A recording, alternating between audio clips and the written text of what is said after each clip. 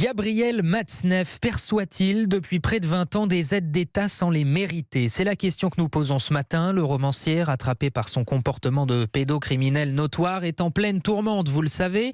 Et en marge de ces affaires, on a appris que Gabriel Matzneff percevait du Centre national du livre une allocation versée à certains écrivains qui ont des difficultés financières. Ce qui interpelle quand on sait que l'auteur se targue d'avoir un niveau de vie plutôt aisé. Ève Roger, vous êtes chef du service Société d'Europe 1. Vous avez enquêté. Pourquoi Matzneff, 83 ans, bénéficie-t-il de cette allocation et qui a droit ?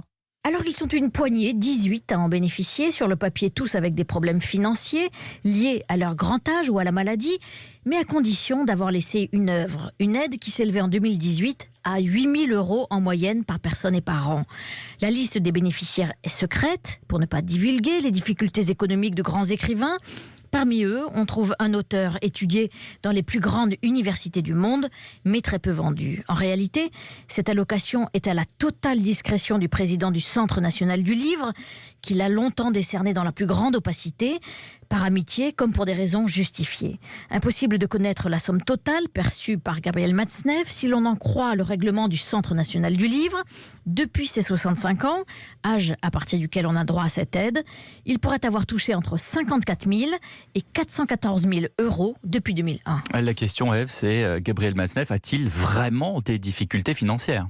C'est difficile à dire. Gabriel Matzneff bénéficie d'un logement social dans le 5e arrondissement de Paris depuis 1994 et la mairie a vérifié ce week-end qu'il remplissait bien les conditions d'attribution, ce qui est le cas.